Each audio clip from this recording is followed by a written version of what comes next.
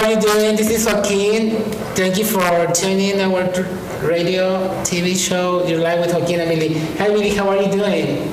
I'm doing fine today, Joaquin. How are you doing? Fine. I'm very excited. Today we have a very special guest, a very talented person in show business. His name is? Jeremy Campbell. Hi, Jeremy. How are you doing? Fantastic. Honored to be here. Thank you for having me on. You're welcome. It's an honor to have you here with us. Thank you, guys.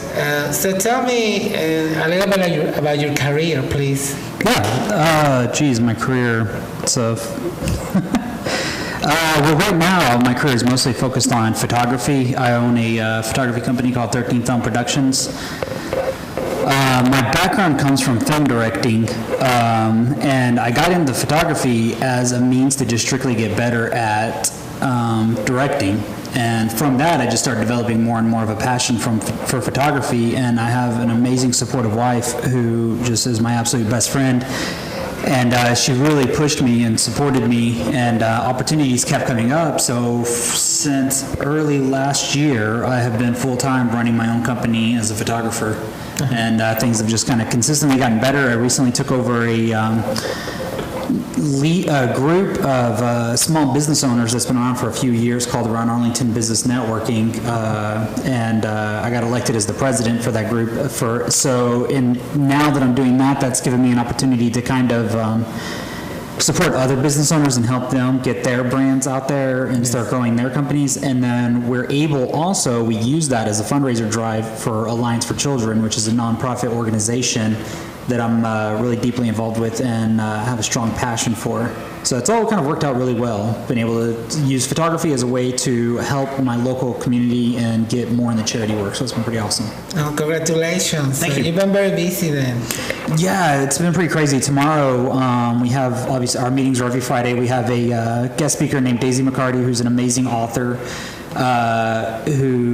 She's a business coach, a kind of a self-development kind of person.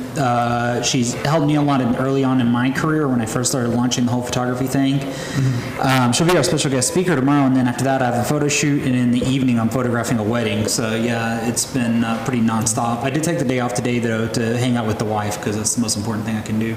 Yeah, it's very important to dedicate and spend time with the family. Yeah, absolutely. Yeah, we were going to do the Dallas Zoo because it was 99 cents day, but apparently like everybody else decided to also.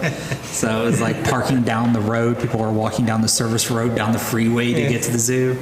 So we kind of decided, let's go find something else to do for the day. I know, it must be very busy.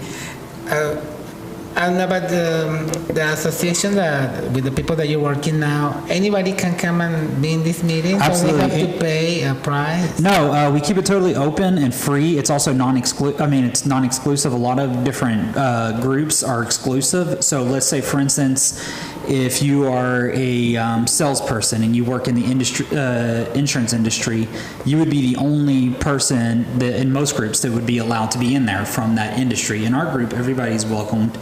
And what we do differently is it was founded by a guy named Rich Claypool, who's a really good friend of mine and a great guy. Really, totally appreciate that dude. And he developed it based on a system of doing business with people you know, like, and trust. So it was all about building friendships. Yeah. And I wanted to build off of that, and that's what we've been working on. I took over the group back in, it's July now, early June. So when I took it over, I wanted to build off of that and also build it off of self-development, because if we're growing as people, and then we can help grow our community. Yes. So we have different things that we do where, like, we have special guest speakers come in. We have we did a book trade where people were able to bring in a book or multiple books that have helped them develop and grow, and we traded them off so that everybody was able to share knowledge with each other. Yes. We have master solver meeting, which is if you have a challenge in your particular company or even in your life, or maybe a goal you set, you can bring it to the group, write it on a card, pass it up to the front. We won't say who it is because we don't want to give anybody away. And we'll read the card off, and the group will work as your board of directors and help you come up with a solution for your challenge. Yes. And then at the end of the day, we do a donation. We ask for, we have a gratitude moment where you can stand up and give a list of reasons why you're grateful.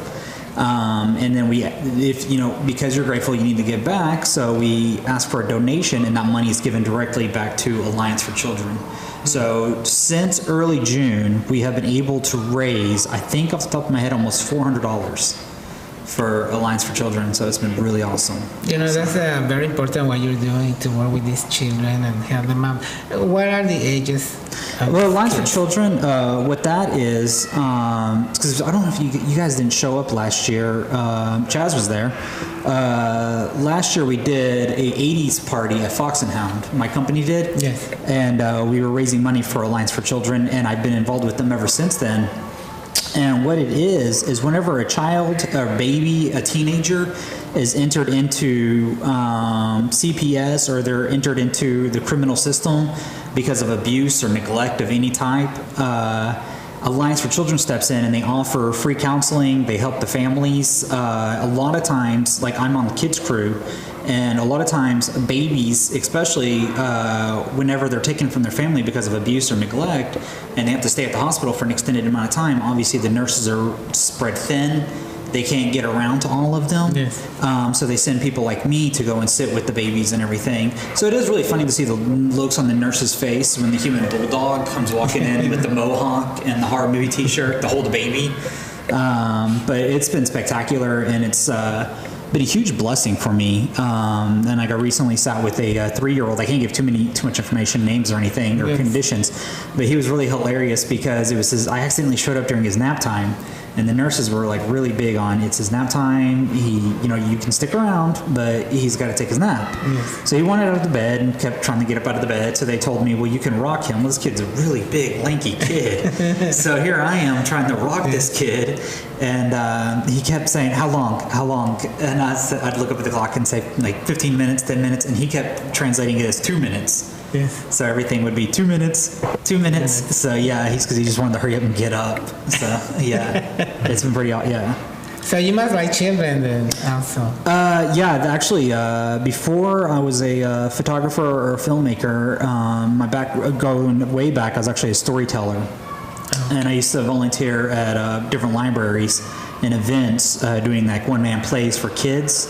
And that's kind of where I developed my sense of storytelling and timing and everything, and then that kind of played in communication, which hopefully I'm doing a good job of now. But that tied into eventually when I started directing, it gave me the ability to be able to describe scenes and talk to people. And then it served me well in photography, talking to customers and whatnot. And then, that history of working with children.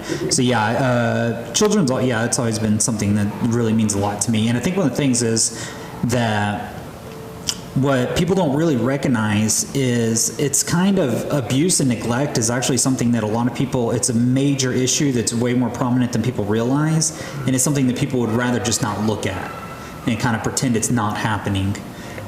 Because it's hard. I mean, I went and sat with a 3-year-old one time who was almost starved to death by his family. The only thing he'd eat was Jell-O. So I think people would rather just prefer to pretend these things don't exist as opposed to facing them. But the thing is, if we could just get over ourselves long enough to try to focus on something bigger than yourself, you're going to be such a happier person. So that, yeah. So to answer your question, yeah, I have a deep passion for helping children. Yeah, because it's very delicate to work with children.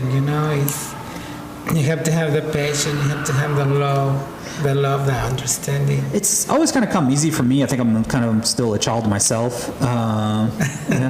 So, for instance, I had a boy that I sat with who I almost wanted to give his name away, but I can't. But he was in an extended stay at a particular children's hospital. Can't give too many details away. And he was a young teenager, and he was a huge pro wrestling fan. I don't know anything about the modern product. I haven't watched it since I was a kid, but I was freaking loved it when I was a kid. So it was really easy for me to still plug back into that love and understand why he loves it. Yeah.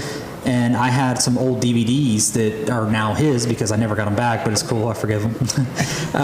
So we bonded over just hanging out, watching Macho Man matches and Bret Hart matches. Yes. And it was awesome. And I ended up sitting with him almost every day for a month, and we got really close over that, time period, and watched Batman. And so one of the cool things too is like I still have, obviously a deep love for film, and especially the movies I grew up with as a kid. I mean, I'm wearing a Jaws t-shirt right now, for crying out loud. So one of the coolest things is getting to see a kid see those things for the first time, and how excited they get over it and everything. So yeah. So you're doing a very beautiful work with all Thank you. these Yeah, you guys said we were going to talk about community. movies and photography. I totally switched the script on you. No, that's okay, because that's why this show is your life, because we touch everything about the guests that we have every week on the show. Can you give me just a second? Can you fix your headsets, because are they okay? I'm good. Is they okay? Yeah. Because in this show we try to let the audience know a little bit about the person we invite, about their life, their career, what they do with what kind of work they do for the community. So you're doing a very excellent job, and thank you. You're blessing these children and the community through this work. Thank you. Well, the blessing for me is that I get to do it because, one, I have a really awesome, supportive wife who believes in me and lets me do what I love, which gives me the freedom of time to have that ability to be. Because if I was stuck working a 9 to 5 or something, I simply wouldn't have the time to do it. Yes. Maybe I would. I know a lot of volunteers do. I just wouldn't be able to do it in the capacity that I want to. And thankfully, around Arlington Business Networking, these guys have just stepped up to no ends with the donations. So that money I talked about that we raised, that wasn't me. That was a portion of it, but a very small portion. This came from one of our newest members. I mean, she had only been there for 2 days. Christina Grady with On-Site Computer. Trying to give her company a shout out, and I'm totally butchering the name. She actually, I didn't even know this. So she's an IT person. She works on computers. She joined our networking group. I met her at a different group. We struck up a conversation. She said she was going to show up, and the damnedest thing happened. She actually showed up. This very rarely ever happens. Yes. So imagine my shock. I'm somebody said they were going to come, and they actually followed through and did what they said they were going to do. How often does this happen? But she apparently is also on the side a professional gamer, and people actually pay or pledge to her to watch her play video games and review them and different things. So she did a pledge drive. She'd been there for 2 days. She caught on to the cause, and she said she was going to do it. She's like, hey, I'm going to do a pledge drive. I'm going to play video games for this long, and people can pledge and watch me play. She raised $250. Wow. Yeah, so more than half of the money we raised was simply because of her efforts, and that just was so cool to see somebody follow through with that and make that happen.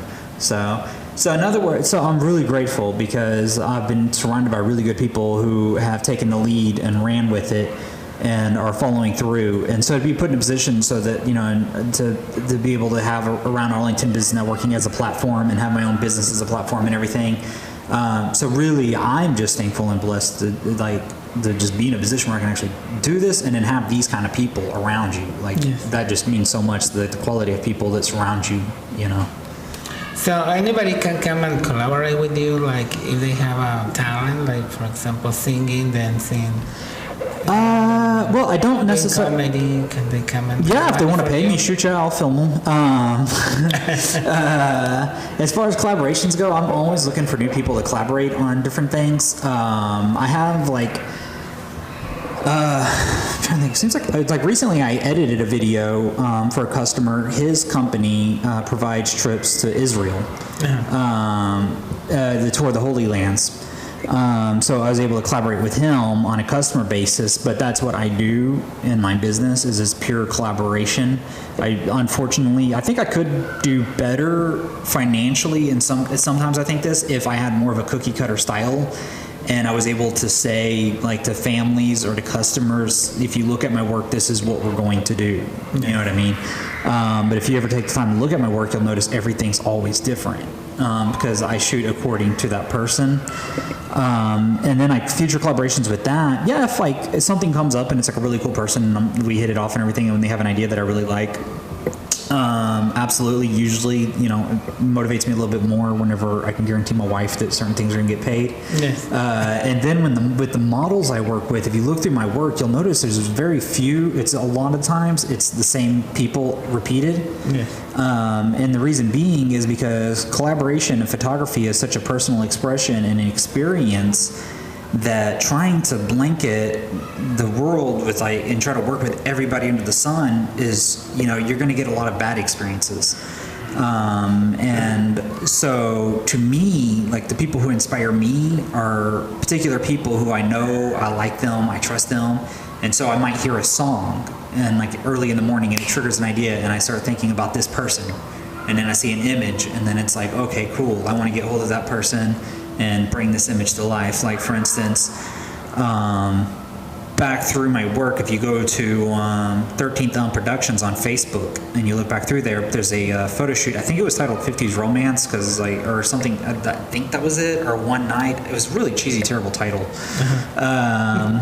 But it was the ones, hopefully you guys seen them, of the couple on the motorcycle, and it's black and white, and that came about because it seems like I remember seeing your name on the likes, so we'll just pretend you liked it. Okay. And you've seen it and you know what I'm talking about. No, I was looking through your Facebook and I see some of your pictures. You have some black and white pictures, color pictures. I was looking at it. Yes. Yeah, with that particular one, because it tells a whole story, and I even edited it together with a slideshow. So if you go through and you open the folder to the photos and you click on the slideshow, you'll see it.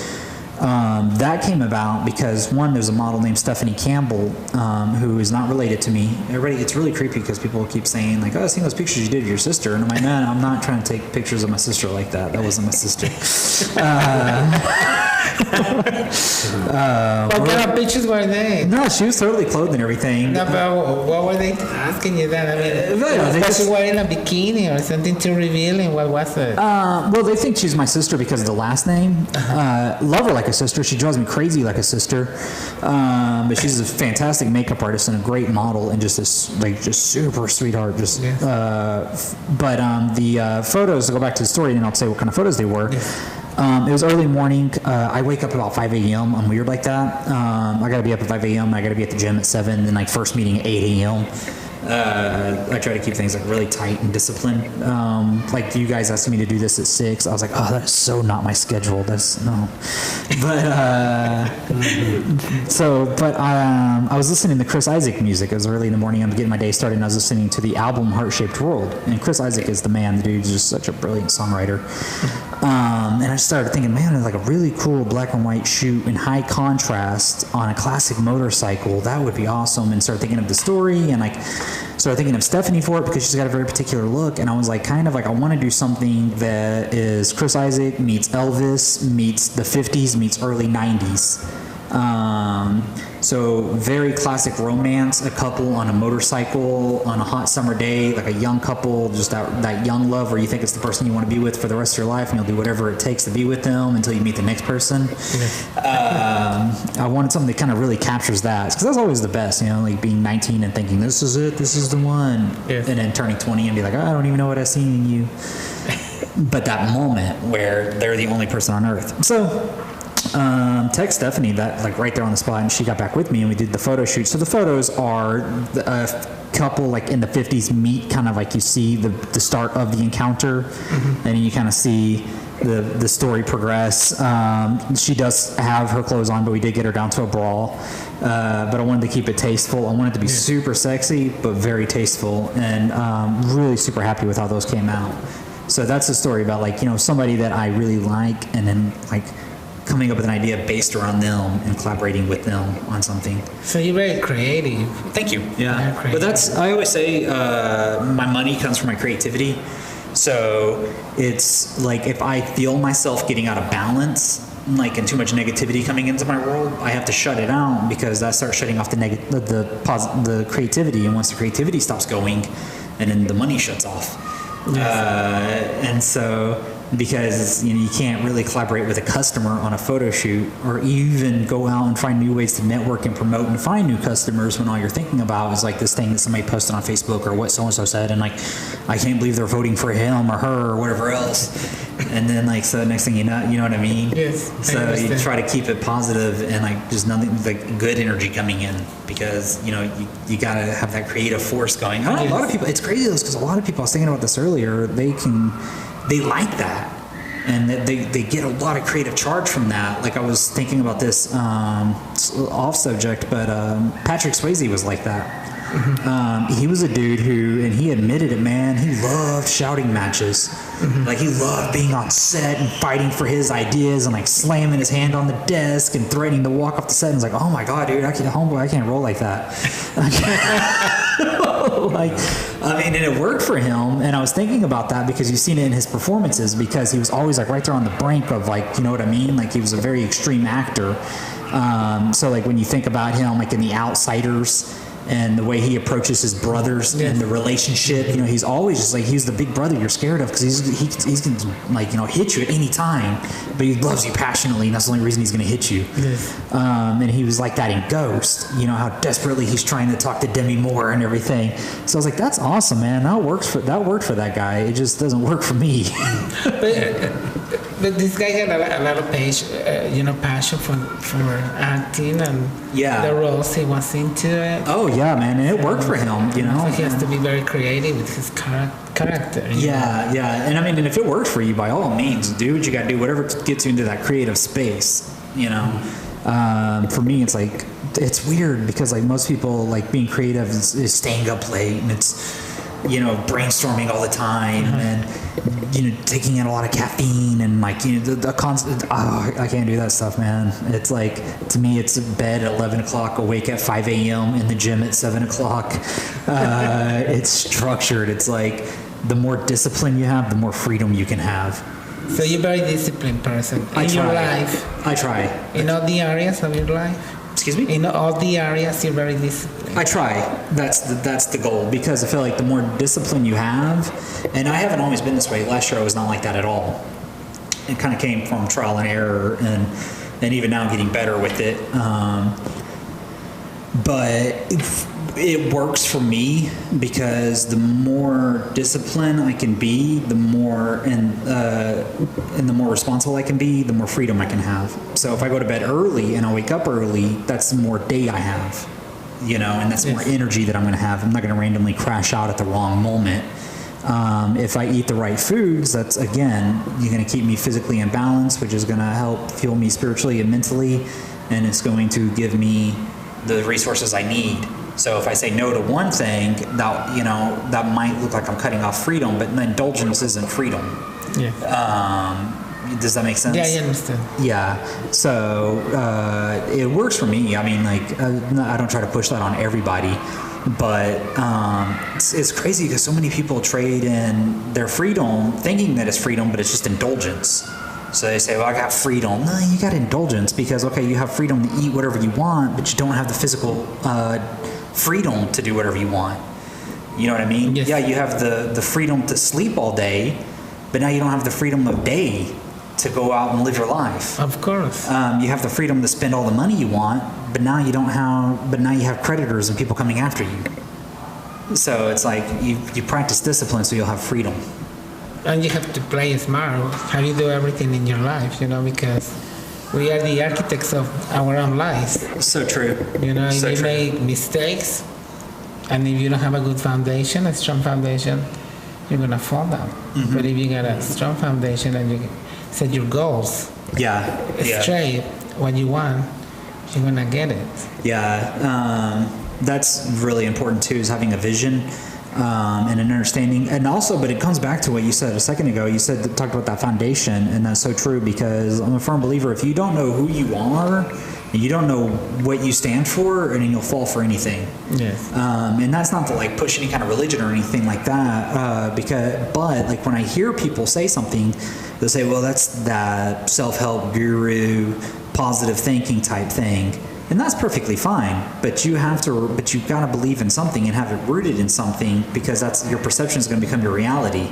So like when I hear people say, well, I believe, in this. Like, let's say, just say, for instance, well, I'm a Christian. That's awesome, and that's great and everything. But does that mean you're Christ-like? Does that mean you're living with radical humility and from a place of love, where you're willing to do whatever it takes for your fellow man? Yes. Because that's what that means. If it just means it's a safe bet that I feel comfortable calling myself this, and then it's not rooted in anything, so you don't, like you said, you don't have a foundation. Right. So like really having a deep-rooted foundation in what you sincerely believe and knowing who you are, is extremely important. And so like me personally, I'm really big on, and I want to keep cultivating that, because the more I can learn about that, and the more tools I can add and use for myself. So anything from psychology to philosophy, if it works, make it a part of yourself, so that you can pull that particular tool up at any given moment and experience more of life. So you're not trapped in, like, you see people who get trapped in a particular idea and thought process and a mindset of this is how things are. And no matter if it works for them or if it doesn't, they will stick to it until the day they die. But they're going to keep getting the same results. Yeah. So you can look into different disciplines. Yeah. Well, I mean, I got, for instance, the thing I was just talking about, discipline equals freedom. I got that from Jocko Wilkes, who was a Navy SEAL. I have absolutely no aspirations whatsoever of ever joining any branch of the military. Now, I love those guys, and I appreciate and respect the job they do, and I know that they're awesome at what they do, because I know for a fact I can't do it. So you were never in the... No, I know, right? No, my brother's Army, uncle's Army, cousins Marines. They forgive each other. They're cool. Great grandfather was Navy, fought in World War II. But no, like, I almost signed up back in the day when I was probably about 19 years old, 20 years old. But luckily they didn't take me. And because it was going to be sad that you couldn't get into it. No, I'm so thankful. People are really sad when they don't get accepted. No, it was something I thought I wanted to do at the time, and again, I have nothing but love and respect and passion, and really love and respect for our armed forces. I just know that I'm not the guy for the job. I have self-discipline, but if you tell me what to do, dude, it's not happening. I run my own business for a reason, and it's because I'm a horrible employee. But you always listen. You listen people that give you advice, right? Yes. I'm not trying to dictate you what you. Yeah. No, I definitely have people in my life who I try to keep good counsel, and I have people in my life and in my business who I go to for, like, I believe everybody in their life has a board of directors. You have, whether you even know it or not. So you got to be careful about who you're taking advice from and what's their motive for giving you that particular advice, because sometimes you can get advice from somebody who has a terrible fear of failure or disappointment. And so they could be telling you not to do something that you should do, but they're doing it from a place of love. But what they're telling you, the reason why they're telling you this is because of their fear of disappointment. They don't want to, you know what I mean? And they don't want to see you be disappointed. But no, absolutely. I try to keep really good counsel. I have a right-hand man, Mike Peterson, from my group, who's an author. He just wrote a book called Start Dreaming Again. So he's an author. He owns like 5 different businesses, including a paintball company that has been family owned for years with him and everything. So particular issues, I go to him. I have other people I go to for like a creative concept, like something I'm bouncing around creatively, who also have a really good creative thought. Mike's really good at that too, but like he helps the Around Arlington Business Networking group. And like, for instance, there was a really funny moment a couple of meetings ago. Somebody sat in the wrong chair, and he always literally sits at my right. So somebody else was sitting there. He was at my left. I swear to God, like the first 5 minutes of the group, it was just chaos. Until finally I was like, all right, we got to switch this. Mike, you sit here. I literally need you at my right-hand side. Yeah, but I just don't do good with direct orders. Yes. Yeah. So what would you like to ask about his career, about movies, what movies can he produce? How many movies have you produced and the titles? Feature film, 1, Velvet Vengeance. Short films, I kind of lost track. They're on IMDb, but I don't really pay attention to that anymore. Because movies, to me, to be totally honest, I still love films, and I'm getting back around to filmmaking to a certain degree, but I don't like the validation process. I think it's kind of, I don't want to cuss on here, but I think it's total bull. And that is just so ego-driven sometimes and I'll be the first to admit, dude, filmmaking and like being a part of that whole thing kind of brought out the worst in me. And I feel like I'm a better person now that I've stepped away from it. Because it gets so ego-driven, and you're always asking people for favors, and you're always trying to like get people to watch your stuff. Hey, look at this latest thing I did. Watch this thing I did. Watch this. And it finally gets to the point where I was like, well, what purpose is that serving? Like, so I was like, I can get to that same creative place through just photography. And then as I kind of stepped away from it, I just kind of felt lighter and better. But filmmaking is still something that's really deeply passionate about, and I still love. I'm just trying to think of a way to do it on a better level. I want to get better at it. I don't feel like, it's so funny, I know, right? I'm supposed to be the promoter and come in here and talk about like, oh, I did this movie, and you can see this here. I know my wife probably wishes I did, because we still get paid every time somebody watches Velvet Vengeance. Yeah. Those big time $2 royalty checks. It's better than nothing, Mr. Campbell. Excuse me? It's better than nothing. Oh, it's better than acting?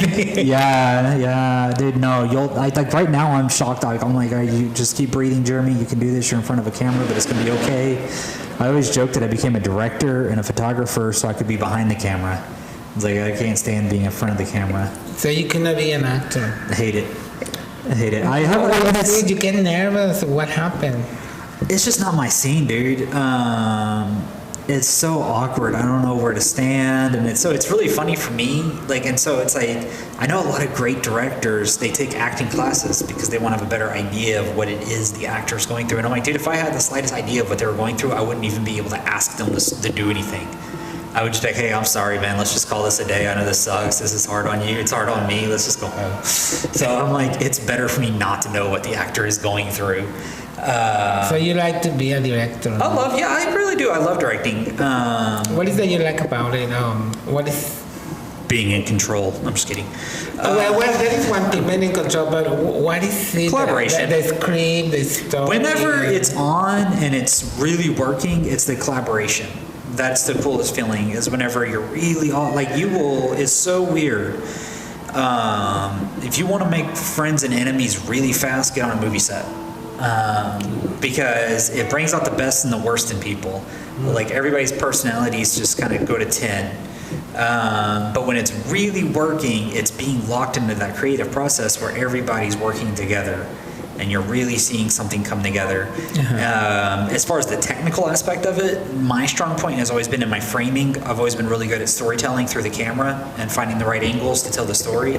So, and also because I'm an editor, I know how it's going to cut together, so that's always kind of been my favorite part of it. I think it's probably hasn't helped in the past when it comes to performances, because sometimes I could do a better job being there for the actor and coaching them through the scene. But sometimes, so I've sometimes in the past spent a little too much time with the camera department, setting up the shot, and then looking over and like, oh yeah, that's right. I should probably talk to you too.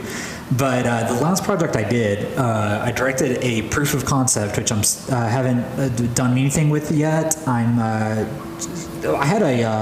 We were editing, and then I had something really. Me and my wife had something happen. I don't want to go into details here, but we had a kind of a big health crisis kind of thing, and that put a lot of things on hold. And I kind of feel like just last month, I really kind of started to get my momentum back. Because it happened in March, and so it really kind of kicked the wind out of us. But things are better now, and we have high hopes for the future. And anybody who knows me really well knows what I'm talking about, so it's all good. But so now that that's behind us, and and things are starting to level out with the networking group and everything, and I'm starting to get back around to editing this particular project. But things keeping me going with that, though, is the actors, because those guys did such a fantastic job. They were so hilarious. It's a comedy, and it's a little short.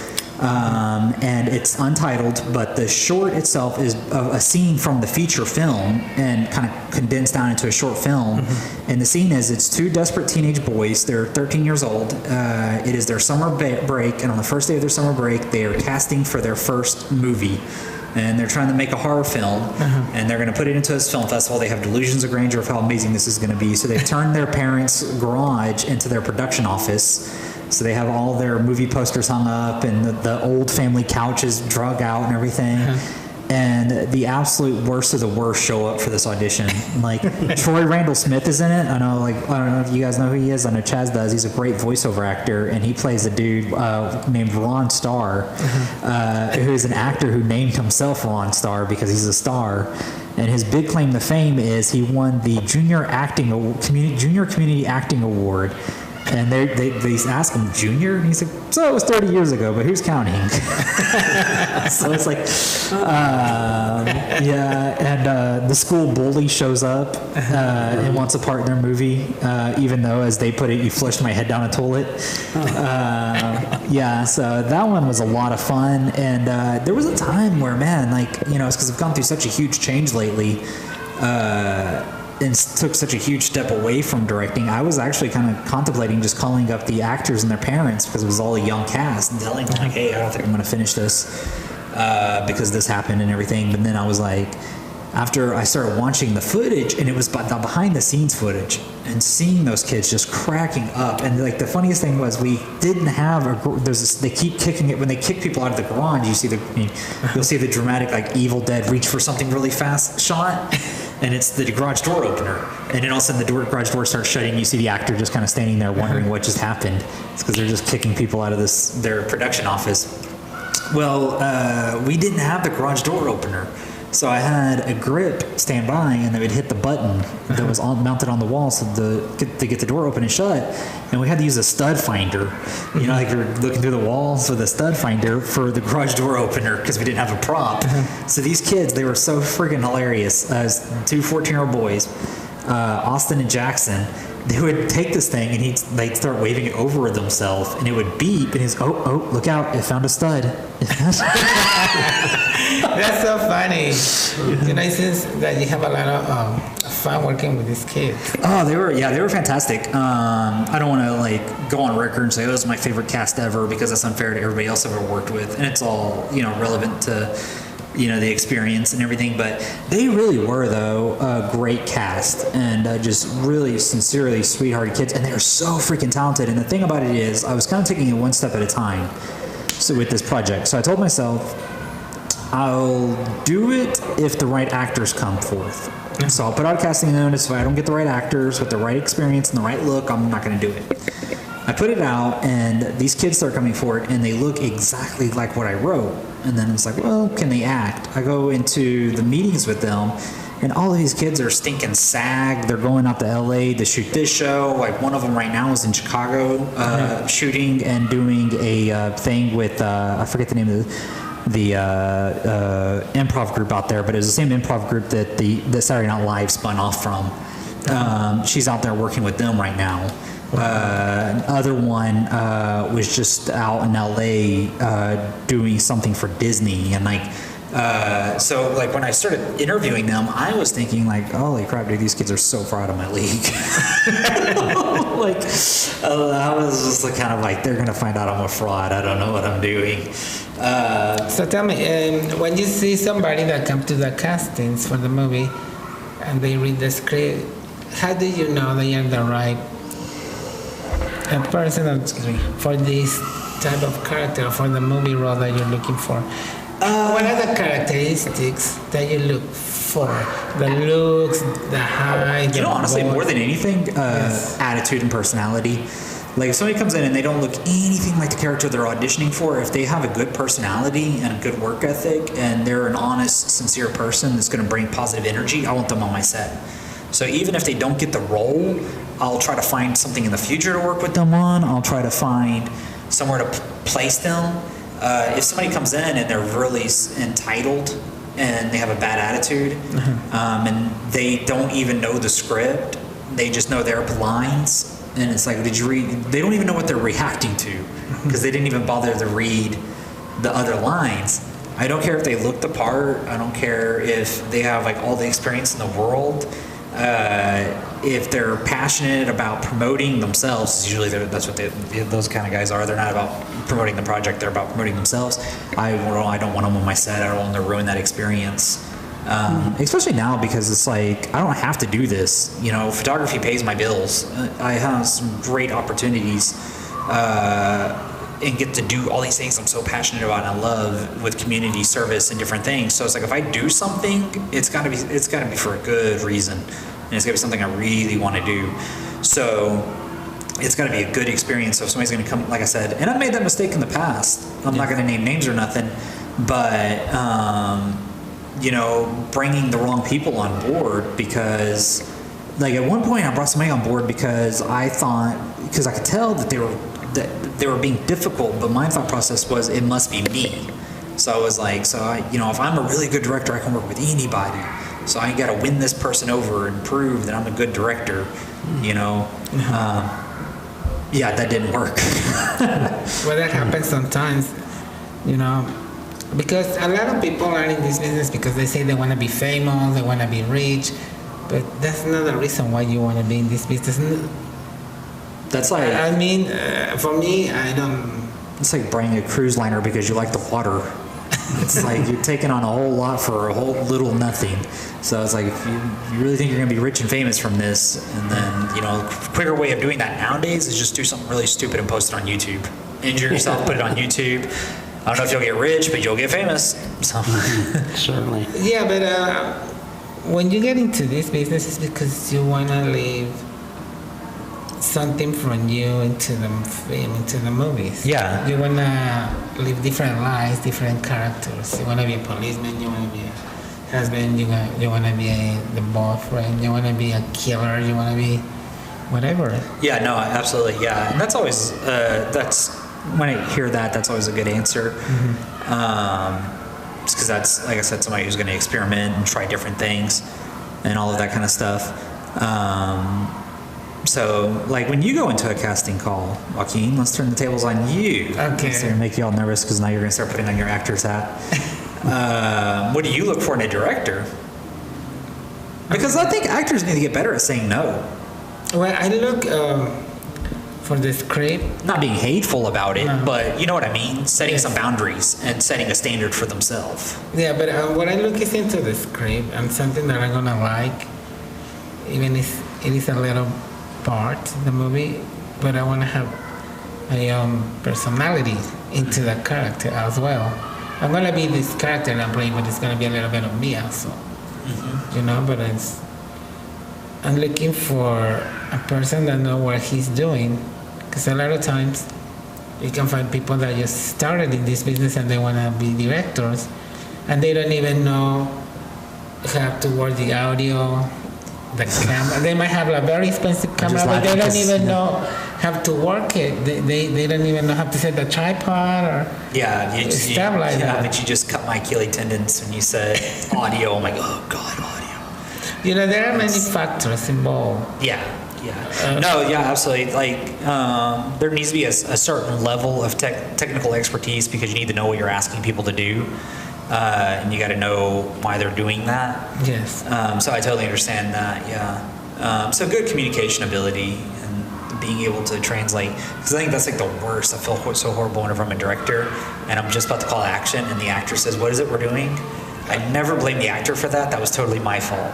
And that makes me realize, oh my gosh, so yeah, I totally did not direct this. I was too busy trying to find my coverage and everything else, and I didn't talk to you and tell you what it is we're doing. Yeah, because you have to be, you're there to give directions to the actors, to the crew. Tell me, as a photographer, what has been one of the most challenges pictures that you have ever taken?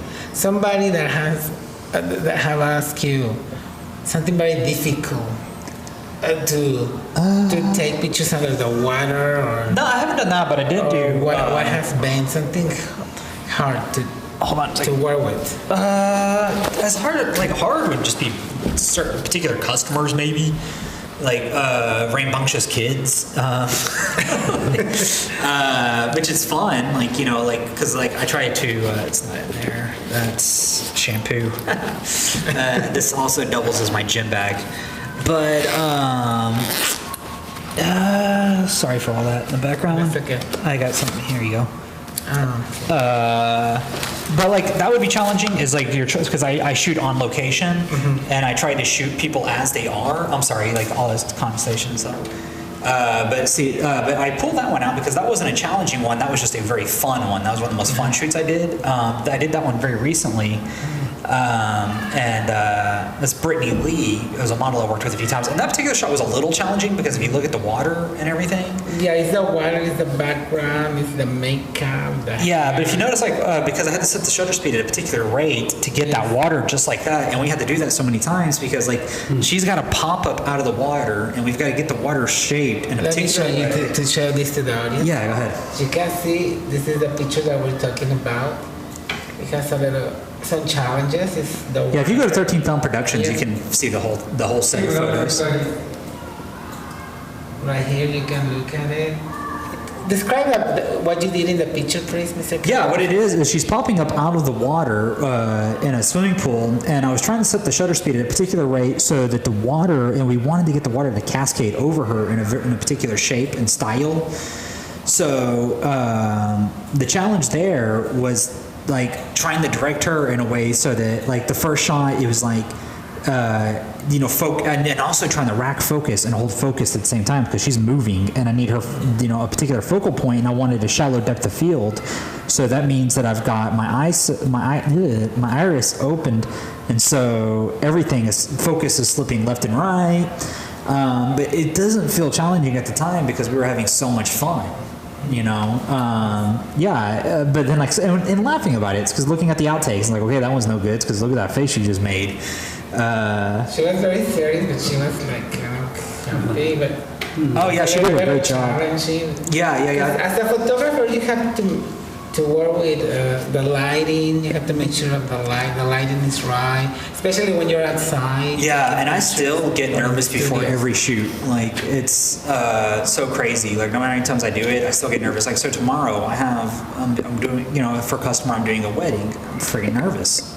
But it's good to be nervous. Yeah, you know why? Because it's you're doing this for the first time. Yeah, and it's good to have the adrenaline coming through your body, so you can do it better. Yeah, exactly. Because each time I come out, my goal is to be better. It's this has got to be better than the last time. Because if you're not getting, it's that thing. If you're not growing, you're dying. And it's true because you think about it, we're going in two different directions. Either we're all going to die, but you don't want to hit you want to try to not hit the accelerator rate on that one. And I kind of feel the same way with art. If I'm not getting better, and then I'm settling, and if I'm settling, where I'm at right now is where I'm going to stay. And when it comes to a customer, that is the craziest feeling on earth. I'm still trying to get used to is somebody calling you up on the phone who you have never met. They've seen your photos online. They're searching around for a photographer, and they want to know what is it you offer as opposed to this guy. And you have the conversation. Maybe you go out for coffee or whatever else, and then you wait, and then they call you back and they tell you, hey, we're going to go with you. And then before you know it, there's a deposit coming through, going into the bank. They're paying your bills for you. They don't realize that's what they're doing, but that's what they're doing. You're able to celebrate with the wife. Let's go have dinner. The bills are getting paid again. This thing just keeps moving along. But now here comes the real parts, because what I'm saying is I trust you. I believe in you. We're only going to say I do one time. And you got to be the one who's there to catch it. Right. Because that's what you were talking earlier. Photos is nothing but history. Yeah. Part of history. It's their story. Happened, today or tomorrow. Well, yeah, and it's their story, and they're telling you, I trust you to tell my story. Oh, you know what? The most challenging photo shoot I ever did. I did a photo shoot of a woman giving birth. Wow, I think that was very challenging. Holy God, dude. Imagine that. I didn't know her, but she did hire me for this. What a big responsibility. Her sister-in-law is one of my best friends. Her whole family is my family. I love them to death. and so I did I did her maternity photos, the pregnancy photos and everything. And then I kind of understood. I didn't understand what she was asking, but it was like she didn't say, "Hey, will you take pictures of me giving birth?" She had a particular term for it. And in me being the professional I am, I just said, "Yeah, I can do that," not understanding what I just signed up for. And so as we got closer, I started realizing what I had signed up for, because she was like, her husband was asking me, "Hey, we're going to be going into labor around this time. Are you going to be available?" And then I started thinking, I was like, did I sign up for what I think I signed up for? Is this what I think it is? And then, I was just praying that they would change their mind. So, because I already get nervous before shoots. And this is, stuff I get to plan. I know the angles. I know the location. I don't know anything about this. Oh, my God. Challenge. Yeah. So, it was Halloween. And Halloween is my Christmas. Me and my wife celebrate, all the way up to Halloween. We exchange gifts on Halloween. We wrap gifts and exchange gifts. So it's a big thing for you. Oh, it's a huge thing. So they had called me the night before and said, "Hey, it could be any moment now. We're heading to the hospital. Be ready." So I was going to bed praying, I hope they change their mind. I don't know what I was thinking. I don't know how I got involved in this. I don't offer refunds, but I'm ready to offer a refund. So it's Halloween. I'm chilling. We have a really awesome loft apartment. I call it the adult treehouse. So I'm up in the loft with all my movie posters and my toys and everything. And it's 12 o'clock and they haven't called me yet. So I'm thinking I'm in the clear. So it's 12 p.m. Time to start Halloween. Here we go. I'm still in my PJs. I pour a big giant bowl of Boo Berries, the Halloween cereal. I'm popping in The Howling. I was gonna watch The Howling first, and I got all my movies lined up. And then pow, text message, "Jeremy, we need you at the hospital right now." Yeah, so I am just hauling to the hospital. I am speeding, and the phone just keeps going off. "Jeremy, how far are you? Are you getting closer?" I get to the hospital, and I'm just running through the hospital. I got my camera bag and everything, and I just keep telling myself, "Dude, you're a professional. You're a professional. You can do this. This is what you do for a living. You got this." And I get to the door, and I hear her screaming. Bloody murder. And I'm just do I knock? Do I go in? What do I do? And finally the screaming stopped. So I was "Okay, you're a professional. You got this. You can do this." I open the door and voila, there she is. Legs up in the thing and everything. And first thing she says is, "Hey, Jeremy, you used to see me naked." And they're coaching her, and they're like, "Look, Jeremy's here. It's okay. Jeremy's here." And she had particular photos she wanted, and I'm just so I'm the least important person in there. So I'm maneuvering around doctors and nurses and everything. I even at one point started taking photos through the mirror, bouncing it back to them because I couldn't get around them. So I was I can't get over there. So if I angle this way and I kind of do up and at a particular angle, and then I could bounce it back and get the shot. So the shots the photos look great. You can't really see them anywhere because obviously it's a private moment. What was it, a boy or a girl? He was a boy, yeah, he was a little boy. And it was friggin' the worst thing I ever had to see in my life. But you know what, Jeremy? You learn from everything. Oh, yeah, yeah. I learned any experience that you have, it helped you. Yeah, I learned when me and my wife do get to have a baby, I'm gonna wear comfortable shoes because you're on your feet, man. The husband is the only guy in that room that's not allowed to sit down. Oh my God! But you have children? Or? No, you don't have any children. No. You wanna? Absolutely, yeah, we're working on it. Okay. But yeah, can't really go into details there.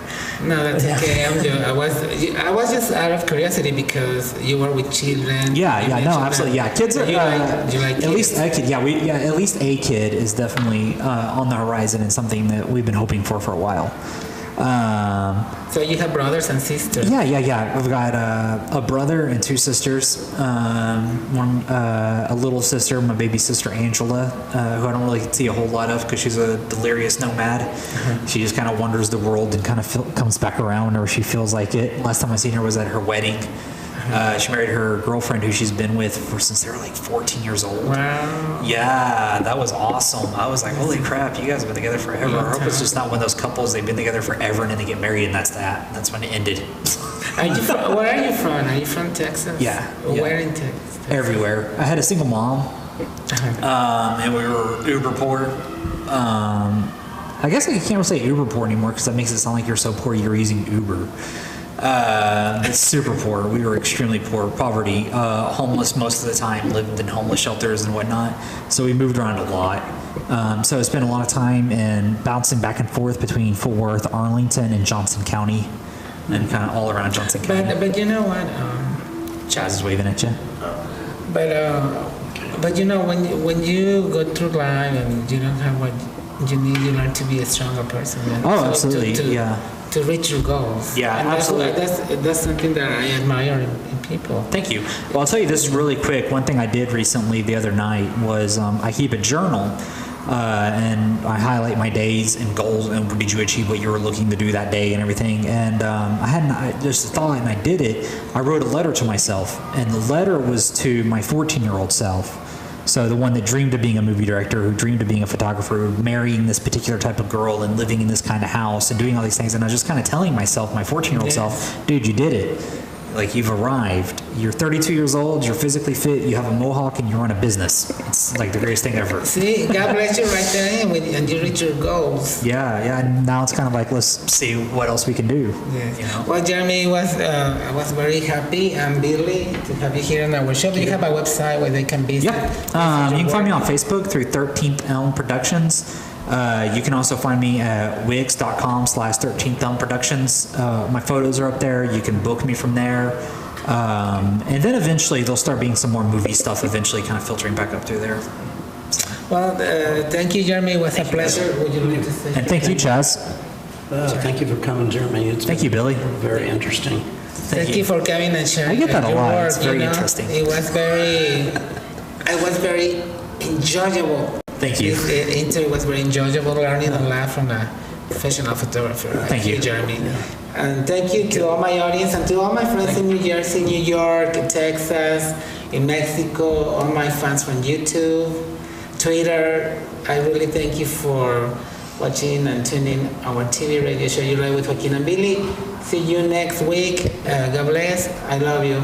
See you. So long. Bye-bye. Bye, everybody. Bye-bye, everybody. Thank you.